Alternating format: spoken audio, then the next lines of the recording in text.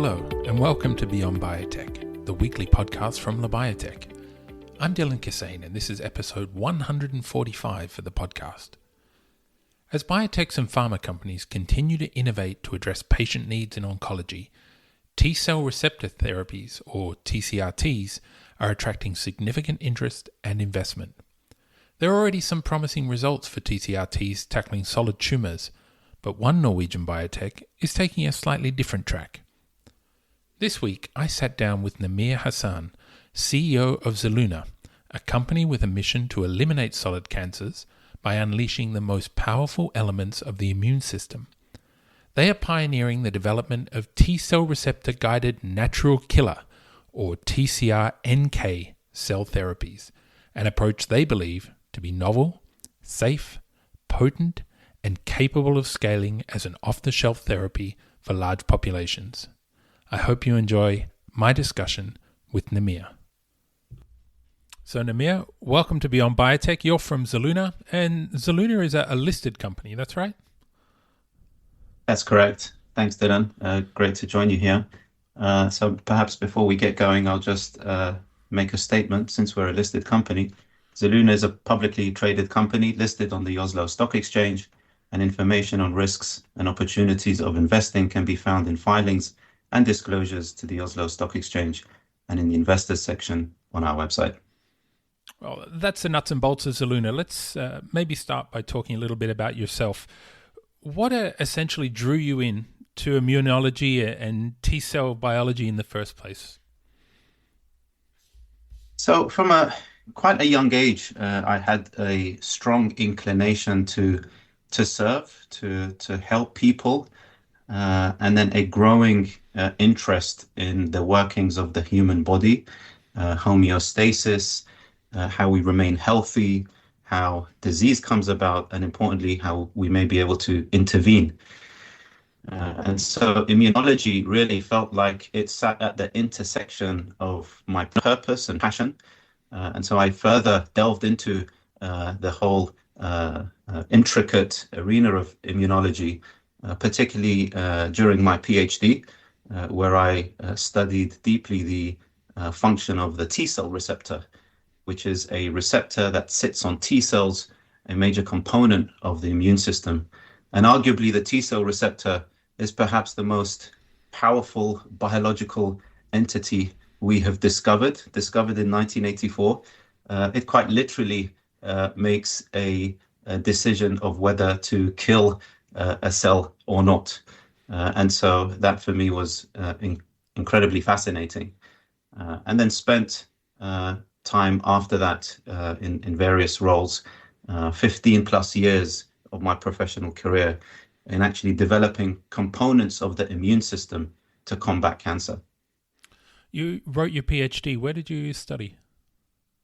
I studied at Oxford at the Cellular Immunology Unit at Oxford University with a really remarkable group headed by Neil Bartley. And you moved, after your PhD, you moved through Immunocore, and there was some pretty groundbreaking work that you did there.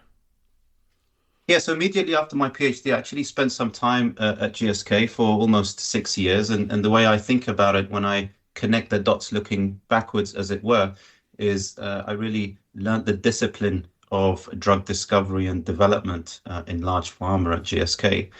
And then after that, as you say, moved to Immunocore, and it was really a privilege to be working at Immunocore at the time. I was the 41st employee. I was there for just over 9 years. And when I left, the company was 450 people. So had seen that growth. And from an operational standpoint, was really lucky to be involved in the early development of what became known as KIMMTRAK, the first ever T-cell receptor bispecific to be approved for uveal melanoma. What sort of lessons did you take from your time there? Because if you came in as employee 41 and then by the time you left there were 10 times as many people, you must have got business lessons and lessons in growth and scaling. Tell me about it. Oh, the lessons are many, but if I was to think of 2 or 3 and focus on those that I carry forward, I think one of the key lessons is focus. Immunocore had been developing a platform technology that potentially could be deployed into a number of different therapeutic areas, but there was a deliberate focus initially in oncology, and that was to demonstrate the validity of the platform. And then once that was established, spreading to other therapeutic areas. So focus, particularly for a small biotech, is really a strong principle that I carry. And then the second is we really understood quite a lot about how the therapy works in patients from relatively few patients. And so through biopsy analysis, but also through the clinical data that was emerging from the first patients, we came to realize the mechanism of action of the therapy and began to develop strategies on the back of very small patient numbers. One example of that is we were treating melanoma patients, and melanoma is also a conglomerate of subsets of different melanoma types. One of those is what's called uveal melanoma, which is around 5% of the patient population. And unbeknown to us at the time, once we started to treat patients, we began to see strong signals in uveal melanoma, which is a really high unmet medical need melanoma type.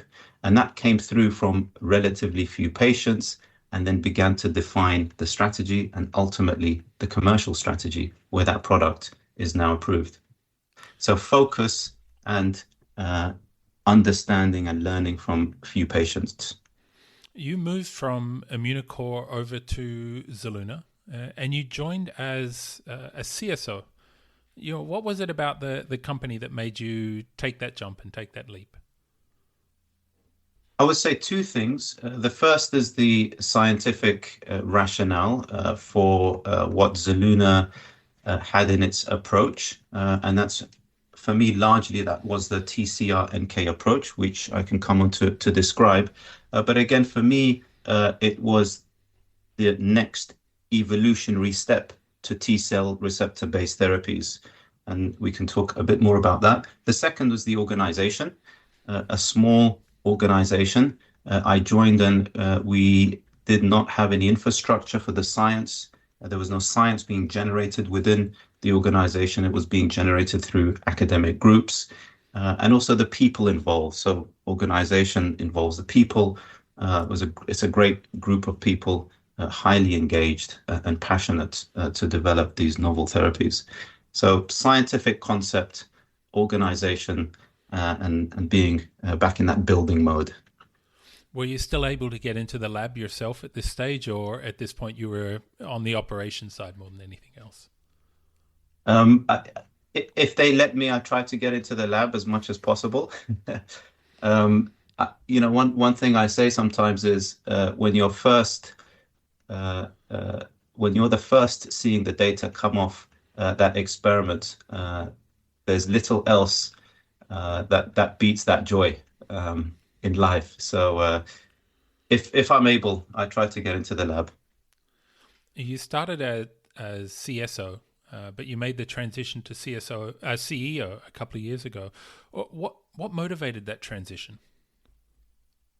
So as we were heading through 2019, towards the end of 2019, there were a couple of things happening. The former CEO was transitioning to another organization, a clinical stage organization.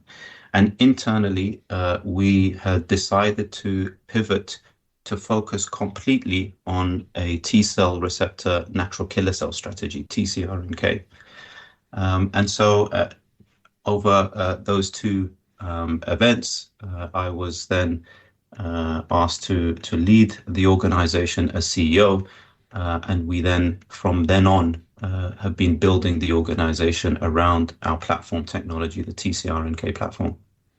Is it something you imagined yourself doing back as a PhD student in leading an organization and getting out of the lab?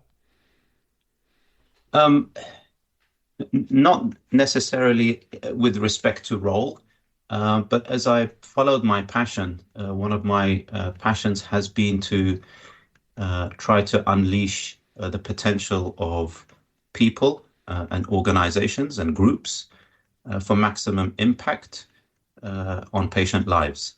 And so perhaps naturally that has drawn me to where I am today, but not necessarily out of a deliberate intent for a role. Now, you mentioned at the top there that Zelluna is now listed on the Oslo Stock Exchange. It's the first cell therapy company that's listed there. Can you walk me through how you took the company public and what that milestone really means for the company and its future? Yes, so over the last months, we have been, and years as we've been developing our platform technology, we are now at a stage where we have a lead asset that we're very excited by, that's advancing towards clinical testing on the one hand. And on the other hand, there is a company called Ultimovacs, which has been listed on the stock exchange for a number of years on the Oslo Stock Exchange. They have been developing a peptide-based vaccine, and they have had a few top-line phase 2 results that were unfortunately negative, but they had executed across a wide range of phase 2 studies across a number of territories, many patients, and so had developed clinical capability in order to be able to operationally execute for their programs. And we also shared some of the main shareholders across both companies. And so we had in our hands a exciting lead asset that's advancing to the clinic on the one hand, and on the other hand, there is this organization that had failed top-line results listed on the Oslo Stock Exchange, and we had shared some of the main shareholders. So together with both boards and with Anders Tuv, who is a seasoned entrepreneur in the biotech space, now our chairman for Zelluna, we worked on a combination where we felt that there was merit in Zelluna being listed in the Oslo Stock Exchange, particularly from a perspective of flexibility of investment and also absorbing the clinical capability as we're planning to move to a clinical study with our lead asset. So it really came together beautifully when it comes to those elements. Let's talk a little bit about the work that you're actually doing with these T-cell receptors. You started at Zelluna with TCR-T therapies, and then you said you shifted focus to the TCR-NK. Let's just start by getting those acronyms out of the way. So TCR, T-cell receptors, the T, the NK. Can you define those for me? Yeah, so T-cell receptors, TCR, they're naturally found on T cells, which is a cell type, one of the dominant cell types in the immune system.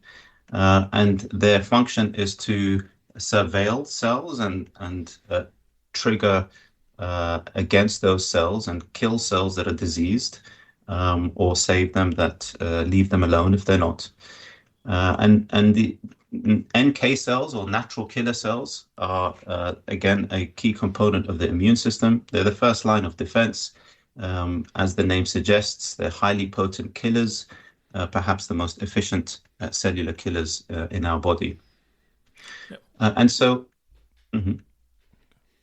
we originally had a strategy which was the dominating strategy when I joined, which was to develop a T-cell receptor T-cell therapy, an autologous therapy, meaning therapy where you generate one batch for a patient, you manufacture a single batch for a patient.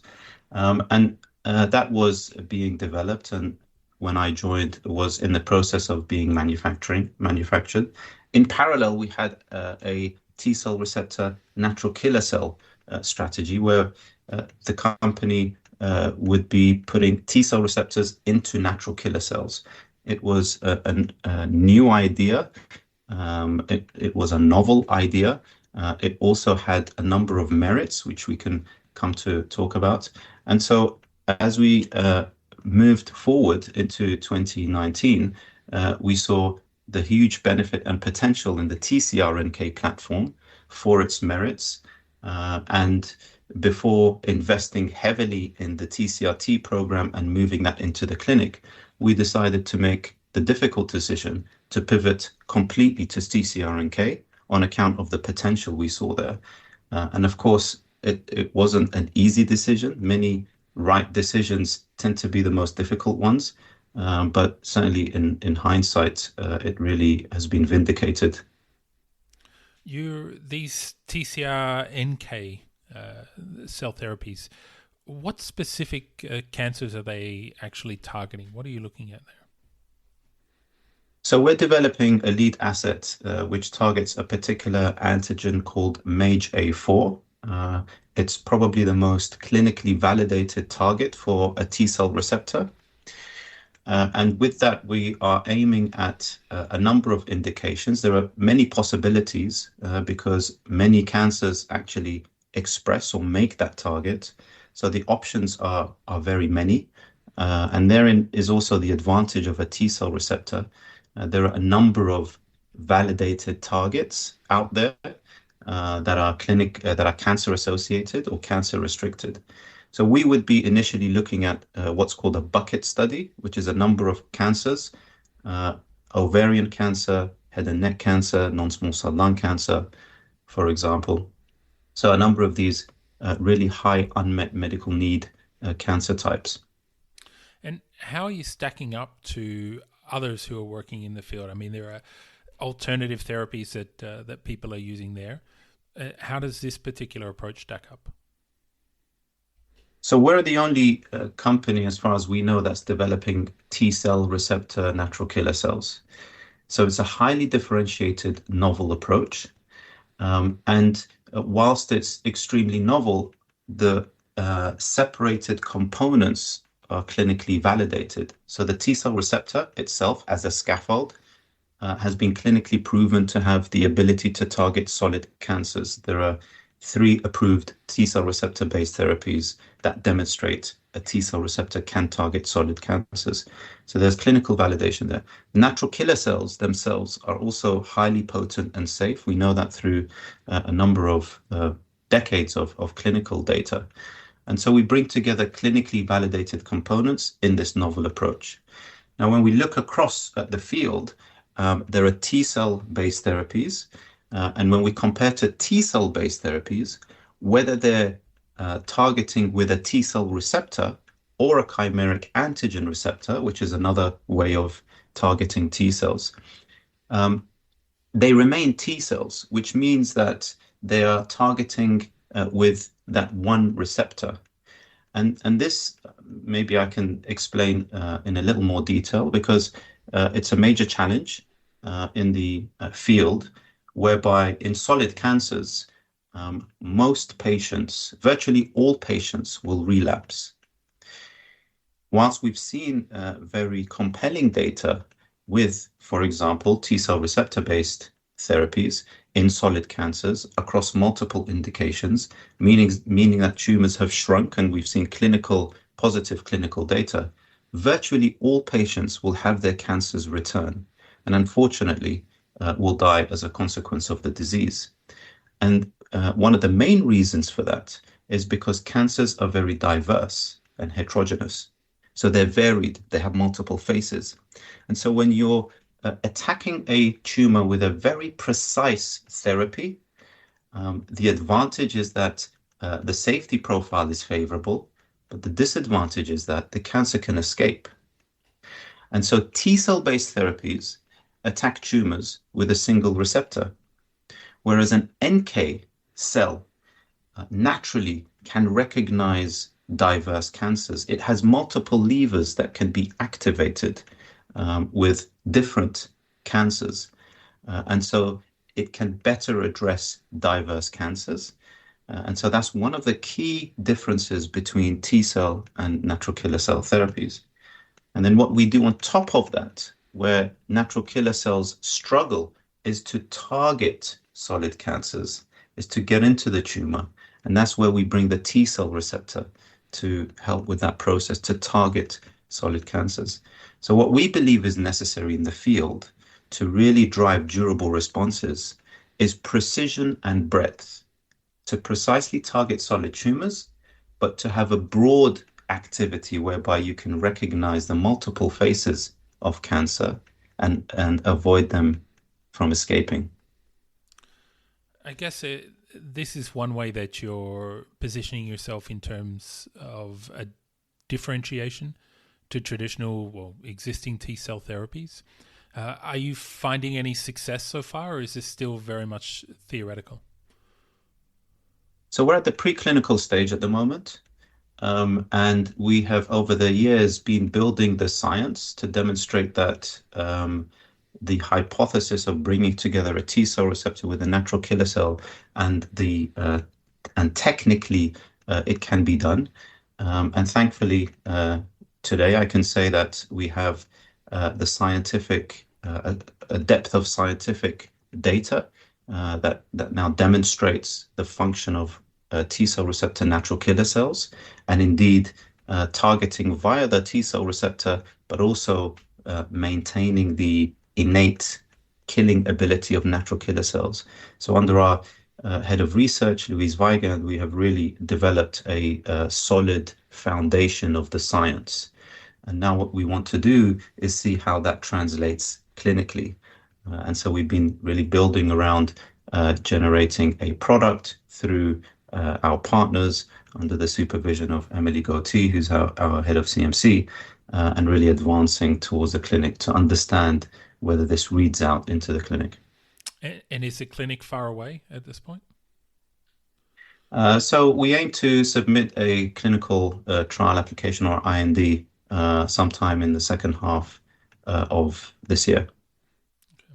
You're talking about building these solutions. You emphasize, at least on the website, as an off-the-shelf solution for TCR.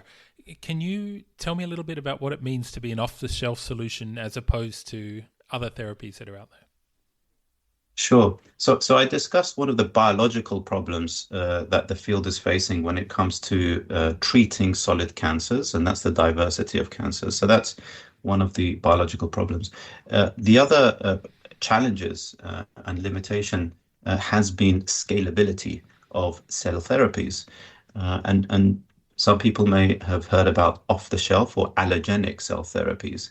And the idea there is that you produce a single batch or a batch of the product that may then serve tens or hundreds of doses and may serve many patients, multiple doses for many patients from a single batch.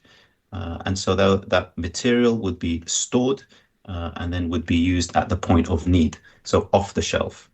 And that's different to the paradigm of manufacturing a single batch per patient.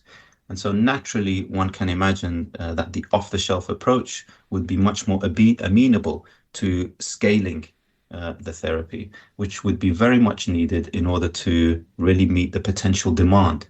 Solid tumors constitute 90% of global cancer burden. There are thousands upon thousands of patients that would potentially be needing and could benefit from these therapies.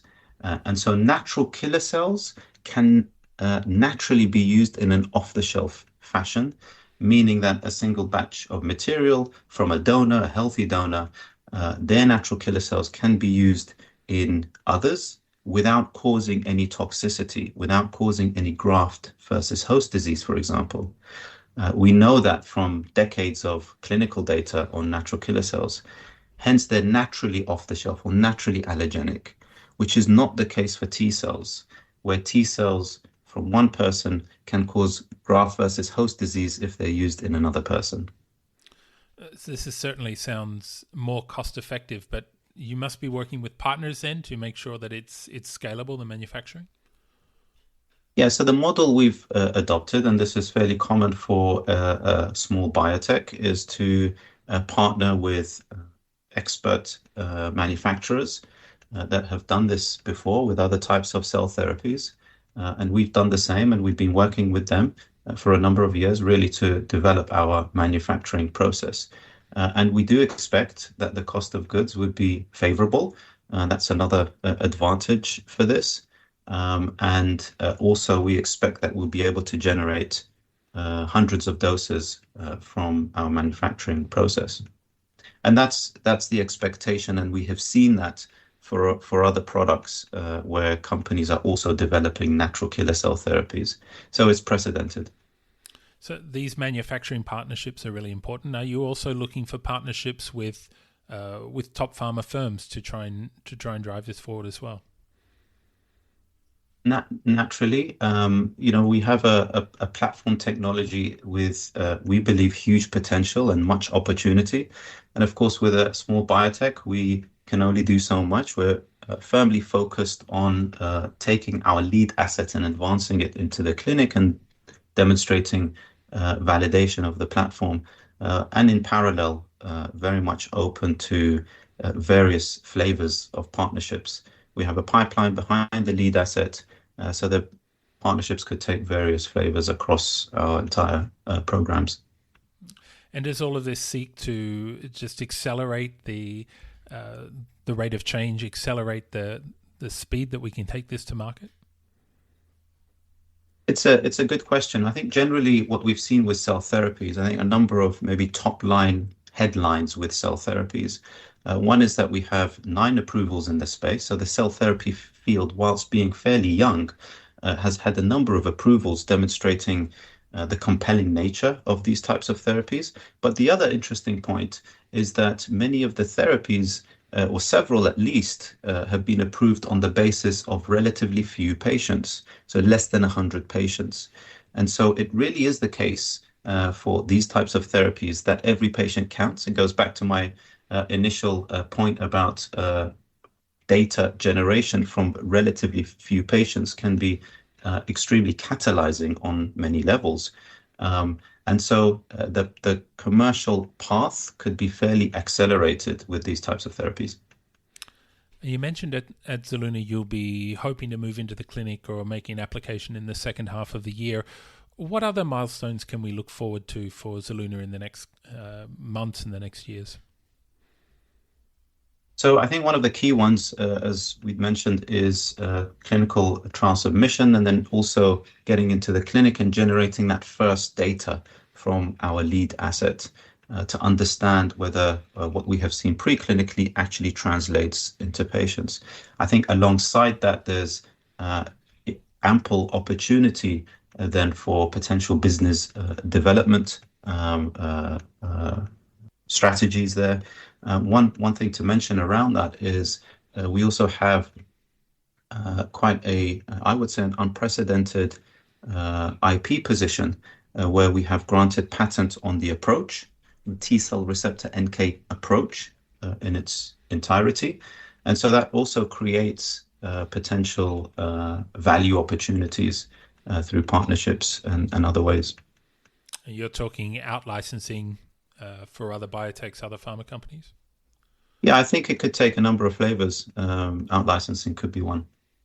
And are you staying committed to oncology for the moment? Yes, at the moment we're focused on oncology. As I mentioned, with our lead asset, we have a number of indications with high unmet need. Across the board, our preliminary assessment is that potentially upwards of 50,000 patients potentially could be eligible across a variety of different indications with the target that we're going after, MAGE-A4. If we can take a step back now and look at the field a little bit more at a global fashion, how do you see these TCR therapies or any of these TCR-guided approaches like TCR-NK fitting into this broader landscape of cancer treatment? Is this going to become more common? Will these personalized approaches and cell therapy approaches become more common? Yeah, I believe I've been working with T-cell receptor-based therapies for 15 plus years, and I believe they're poised to be really a major pillar in cancer treatment alongside checkpoint inhibitors and CAR-Ts, for example.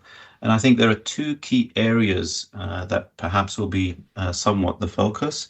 One is moving these T-cell receptors away from niche therapies to more broad therapies with more global access, so the scalability.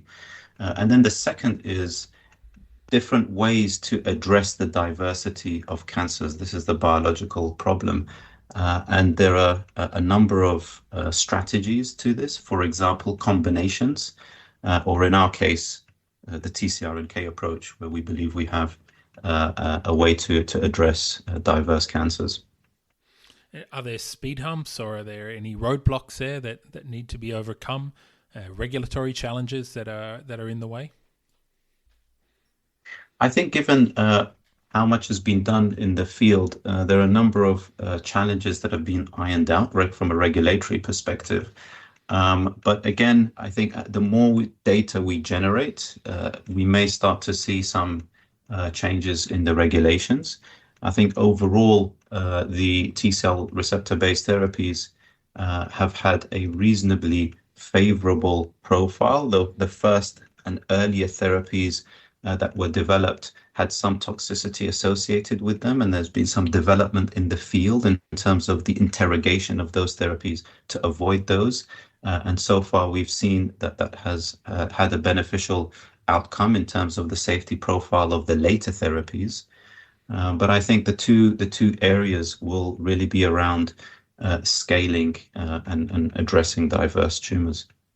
So it really sounds like more of a manufacturing or an operations challenge more than a scientific challenge right now. I think the scientific challenge is really how to address the diverse cancers. That's really a biological problem associated with tumors, given their diversity. Just as we're finishing up here, Namir, is there something that people should go away with or could go away with, something they can keep in their mind when they're thinking of Zelluna in the next 12 months? Yeah, I think perhaps there are maybe 5 key things to mention. One is that Zelluna are developing a unique and differentiated TCR-NK platform that we believe addresses one of the major challenges of treating solid cancers. We're the only ones that are doing it, so that's one. The second is we believe it's a de-risked approach since each of the components, the T-cell receptor and NK, have been clinically validated.